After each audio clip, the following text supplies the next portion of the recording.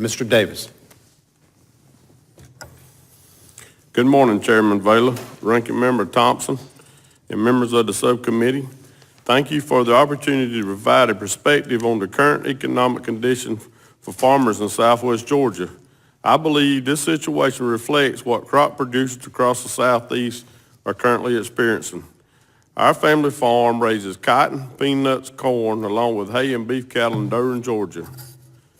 South Georgia is one of the leading regions for both cotton and peanut production.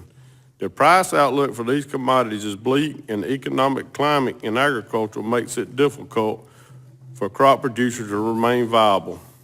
This economic situation is the result of multiple factors that have combined to create almost a perfect storm for farmers in most parts of the country. First, commodity prices have generally been flat to trending downward due to the global supply-demand situation, trade policy uncertainties, and strong crop yields and large production in other countries. Second, most major crop producer regions in the U.S. have been hit with severe natural disasters in the past 2 years.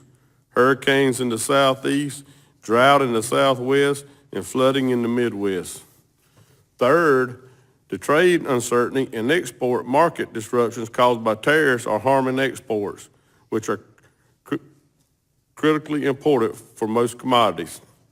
Last year's hurricane caused $600 million in cotton and seed cotton losses in Georgia alone, plus $74 million in indirect losses.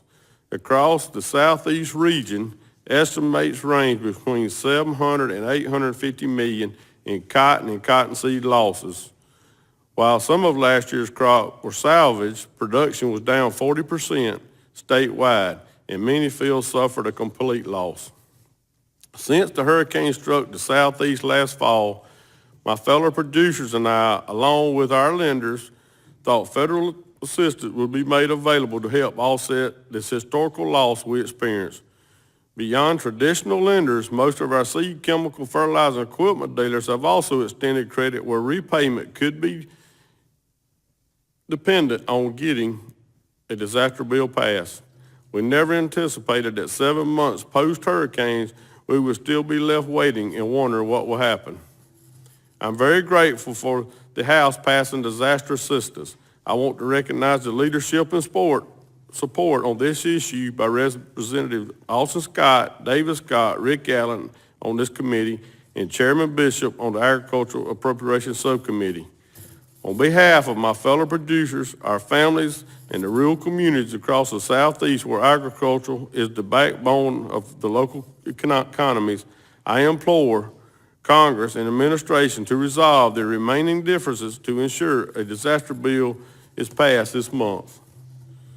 The 2018 Farm Bill provides a strong foundation for farm safety net, but these policies are not equipped to adequately respond to the losses when catastrophic natural disasters hit. Coupled with the lost exports due to ongoing trade disputes, it is clear that supplemental assistance is needed across the agricultural sector for producers to withstand the economic pressures we are facing. The China trade dispute with tariffs on cotton are increasingly harming our industry. U.S. cotton market share in China is down 75%, while Brazil has quadrupled its market share. Farmers cannot continue to withstand the economic impact of the trade dispute on our bottom line. The MFP provided by the administration last year has helped partially offset our market losses. Those of us that suffered crop losses due to last year's natural disasters were unable to fully benefit from the MFP.